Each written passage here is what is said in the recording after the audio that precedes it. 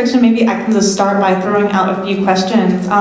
Deb, I'd love to start with you. You know, as I think from your position, you are touching a lot of different sectors and kind of being the bridge between education, the public sector, and the private sector. So I'd love to hear maybe a little more about, you know, what are some of the opportunities for collaboration, public-private partnerships that you're most excited about? I think so there are a lot of different examples. I think that the biggest issue that we try to do is recognizing this is really hard. One of the reasons why this is so hard is that universities like ours have spent decades training urban planners and training educators and never having them talk to each other. It's just not a part of how we think about the profession, right? It's sort of a given a teacher would have a house. So we're really trying to change the mindset that this is a critical part of education policy when we think about quality education and the connection to housing policy. But in order to do that, we make it really explicit what's the win-win, because a very busy council member or leader, community leader, or school district person will only come to the table more than once if there's a win-win on both sides. So a lot of what we try to do, whether a school district comes to us or whether the city, planning department, or housing, is really make explicit what's the value add on both sides, right? So it's not just the city asking for land, right? When there's so much extra land in a district, it's really making sure that that win-win is right up front. And if it's not reciprocal, it just doesn't last, right? Because it's not building a relationship of trust. And there's a history of our country of school districts and cities and communities not traditionally working together, particularly when you have the complexity of 19 school districts in one city, right? West Contra Costa up in the East Bay is 5 cities, 4 incorporated areas, and 1 district. So, you have a lot of cities, a lot of districts, but that lack of aligned zoning makes it really hard. So we try to make it simple and doable.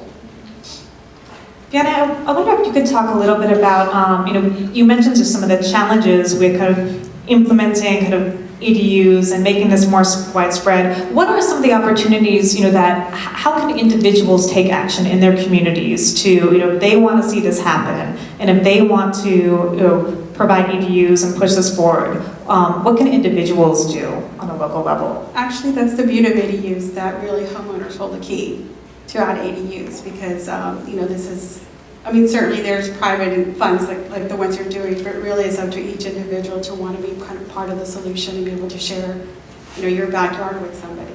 And the cost of doing an ADU can range up to $250,000. That's for a detached wood frame, 500 square feet in your backyard. But you could also do a garage conversion for $70,000, $80,000. You could go modular to reduce your costs. You could do a container for also that much. And it doesn't take long to do it. So it is pretty feasible. And the beauty about ADUs is their flexibility, because they're for multi-generational uses. So you can have your adult children live there, you can have your elderly parents live there. You can choose to downsize into it. And part of the housing crisis is that we're missing large homes, 3 bedrooms and up. And a lot of people are not leaving them because, as a teacher said, where else are you going to buy? Right? But if you build an ADU, you can downsize into it, and then all of a sudden in the market, you put in a 3-bedroom house or more into it. So there's a ton of flexibility.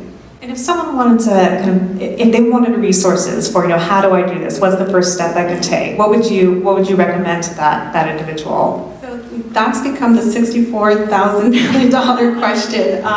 In Portland, they've been doing this a lot longer than we have, and they haven't, really cracked the code. So basically, people use all of their resources that they may have on hand, where there is, getting an home equity line from your home, which a lot of us do. If you own a home in this valley for like more than 4 years, you probably have $200,000 of home equity to use.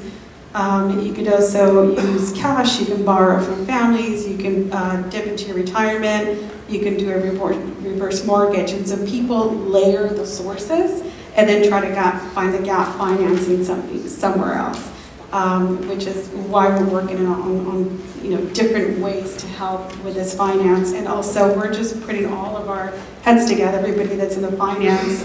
We're trying to just come up together on how do we come up with a nice formula that we can start kind of talking to the conventional lenders, right?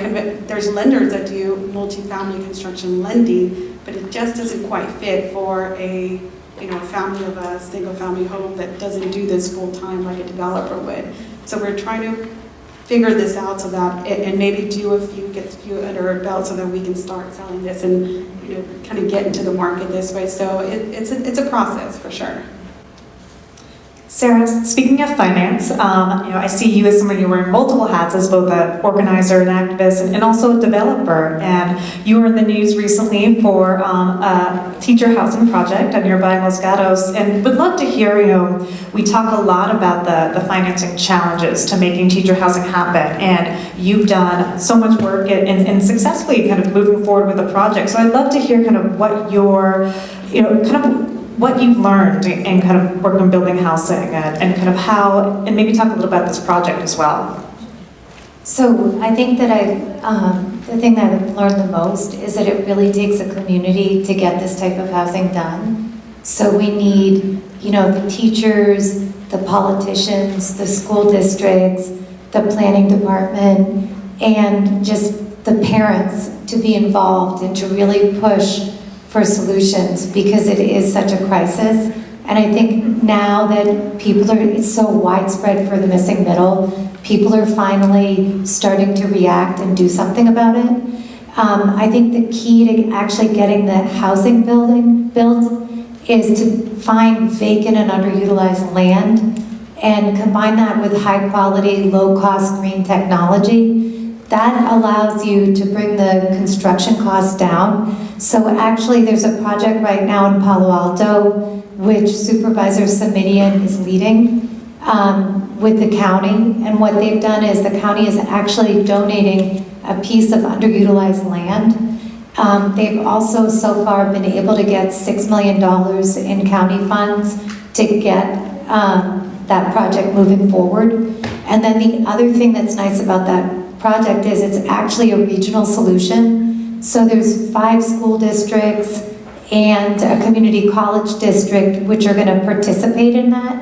So we need those type of solutions, because oftentimes maybe a school district wants to do teacher housing and they might have some money but they don't have land. Maybe the county has the land, and I think we really need private people like you to get involved as well, and we need, you know, the tech companies and the private employers to get involved as well to put the money in there. Because if we could just get funds at low interest rates, like between, you know, 1% and 3% to build housing for teachers, then I think that would foster both public and private partnerships. That's why I think Supervisor Samidian's project is so exciting. And I think Landed is also an important part of the solution, because his project is probably going to be something, and this is something that I've been talking about as well, where if you can get the land donated or, you know, basically for free from the county, you can get the financing around 3%. You can build housing where it's subsidized for the teachers, where it's maybe only 25% of their salary. And then they can save up money for a down payment. They can move out, buy a house, and another group of teachers can move in.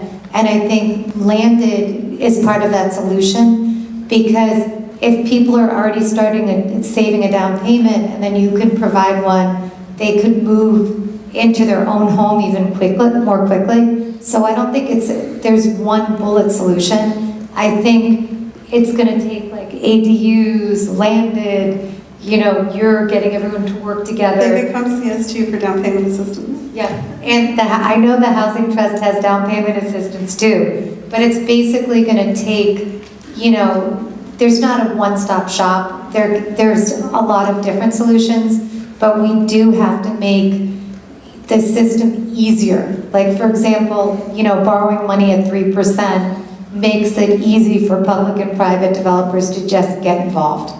So things like that.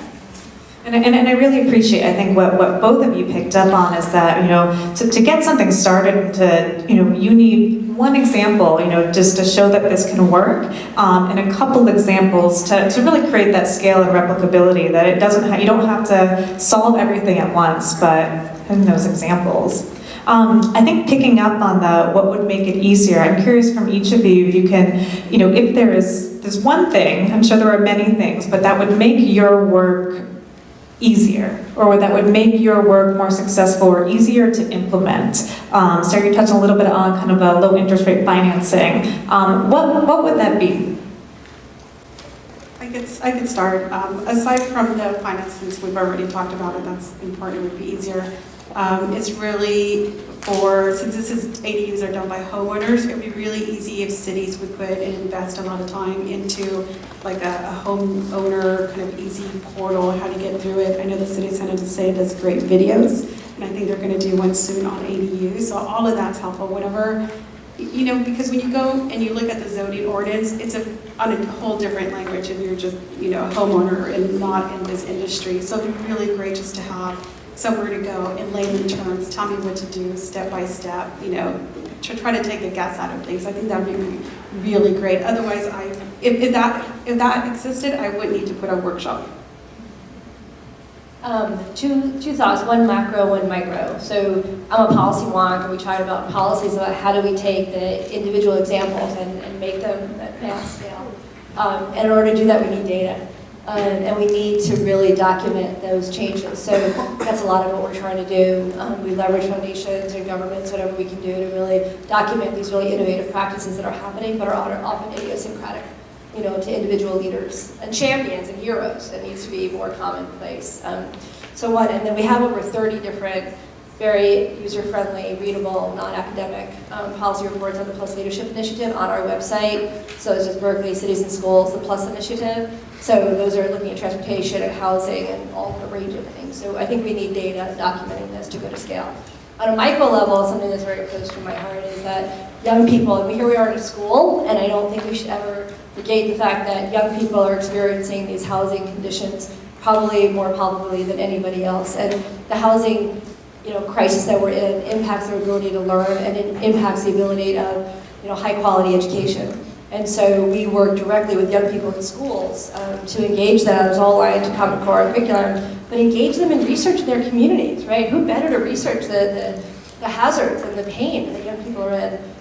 So again, policy, but also engaging young people in these questions. And it's a fantastic project-based learning opportunity for the educators in the room, meaning a lot of what we do. So get the young people involved. Adults act more like adults. Talk about the tension when young people are fighting for these issues. They're the greatest champions for real structural change I think we can have. So, that's my 2 cents, do some points. It's a loaded question. I think, maybe the biggest thing that's probably helped me that I think is a change is that when I started talking about this issue about 3 years ago, people had no idea what the missing middle was. And they didn't really feel like there was a teacher housing crisis, because the missing middle is not just about medium density housing in terms of a type of housing. It's also about a class of people from an economic standpoint who make too much money to qualify for traditional affordable housing, but not enough money to be homeowners in this area. And I think one of the biggest shifts is that now this is on everyone's radar. When you talk to people about missing middle housing, they know what you're talking about. But I think the thing that would be most helpful is, to have when you go to meet with politicians or, private industry or whatever, to have a can-do attitude, like we're just gonna get this done. And if a problem pops up, we're gonna find a way to solve it. Because we just need simple, practical solutions, which we actually have. And I think the Cymedian project is really gonna show that we can have a model that makes it easy. It's not that hard. It's a piece of land, it's easy, low interest financing, and it's community will. So if you can get those 3 things together, we can do it. So I think just having everyone come to the table and say, yeah, we're gonna do it, that would be probably the most helpful, as opposed to, well, I don't know. Like, for example, one interesting aspect of teacher housing is there was a Teacher Housing Act of 2016 that was passed to help facilitate teacher housing. And opponents of teacher housing have actually used that bill to try to stop teacher housing from being built. So it's that type of stuff that has to stop. We just have to recognize this is a community problem and we can solve it, so. Well, I really appreciate that the theme of this panel is partnerships. I think we often think about partnerships as, the public sector and private sector, kind of these trying to tackle these really hard, big systemic issues. But it's also so important to remember that, it matters when a teacher shows up to a teacher town hall. It matters when one person is going to put an ADU and house someone, in their backyard. And it matters when, students are going to try to tackle or are researching and putting time into this issue. So I think, that is important to remember that, well, the big partnership is essential and very important, that also we can make a real impact on the individual level. And I guess maybe one more question, or great. So I guess maybe I will just end on a kind of more esoteric note. Our back to this theme of the panel as being partnerships. And so maybe I'll ask each of you just to talk about, and we've touched on this a little bit, but what makes a good partnership? What are some ingredients that you found in your work that has made whether it's around a specific project or initiative or program that you run, a great partnership? Well, I think a lot of what we're doing is we're still under development. So I think when you want to create partnerships, not just for networking, but to kind of find that intersection of how can we help each other. For me, I hate reinventing the wheel. So I like to reach out and see what has already been doing, either I can latch on or improve or, shift it to whatever I need. But in this particular case, I have a lot of intersections, teacher housing, and also housing for seniors. In fact, I was talking to Fred about AARP, and we're trying to figure out, we know we have an intersection. How else can we benefit?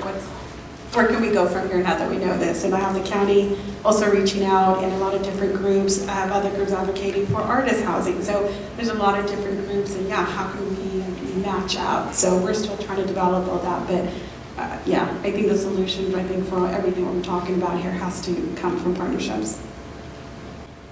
Yeah, trust, patience, and just get busy doing something, right? So a lot of what happens in a lot of the projects that we've studied and partnered with is a lot of passion. It reminds me of a lot of charter schools, honestly, a lot of passion, a lot of goodwill, and not really understanding the history of separation between cities, school districts, and schools in particular, themselves. Their schools are the most resegregated that we've ever been in history, right? There have been changes, and there are a lot of socioeconomic, very painful issues happening around school siting and schooling. And so in order to build trust, you have to be honest about the history of where you are at it now. Patience, because this is hard and it takes time, right? And just even understanding each other's schedules. I worked with housers for 20 years, and they just freak out with academic calendars, right? Like, what do you mean there's no one there on June 1? So just very simple, the mechanics of collaboration can't be underestimated. For scheduling meetings, you just don't know. Those mechanics are really important. And then 3, the only way to build trust is get into a project and get busy and do something and fail. This is a corporate partner that said to one, fail fast and fail forward, right? That's a huge learning. We want kids to do it. We as adults need to do that too. I guess the key ingredient, 2 key ingredients I can think of with partners. One is the best partner is it's a win-win for you and for them, because basically everyone has to have a motivation and a willingness to get it done. And so, for example, I've been partnering up with a lot of the school districts to advocate for teacher housing. That's a win-win because it helps me move the agenda forward to explain the problems of the missing middle, and it's a win-win for the school districts because they're having trouble recruiting and retaining teachers. So I think a win-win is key. And then the other thing is you really have to get partners that are persistent. And also I use the expression, which is probably not good, but I find these partners and I always say, I could trust you in a foxhole with me. You really have to find those people that are willing to take on the challenge, and they're not going to back down, and they're going to be persistent, and they're going to see it to the end. So I think that's really critical. And I think the only thing I'll add to answer my own question from our perspective is I echo all of that. And, I think, a sense of humility that we can't do it alone. I think, I don't know which one of you said it, but, I think at Landed Down Payment Assistance, we know we are just one of many solutions needed at different points of people's lives and their own housing journeys. And are constantly looking for other folks who are bringing great things, whether it's around financial wellness coaching, building housing to the table that can complement the work that we do, and we can all lift each other up. So I think with that, we're on to number 3. Round of applause. That was excellent. I wish we had more time. As the next panel is coming up, I want to remind you, cue cards. If you have any questions, we'll be asking the questions at the end. So panelists, don't go too far away because we'll want you to come back on stage. And a couple of resources that Vianney mentioned are back on the table as far as ADUs. And I think that was a very important theme of that panel. This whole idea that we're in this together and we can all do our parts, putting an ADU in your backyard. Heck, have a law enforcement agent live in your backyard. It really is a nice thing to have one there.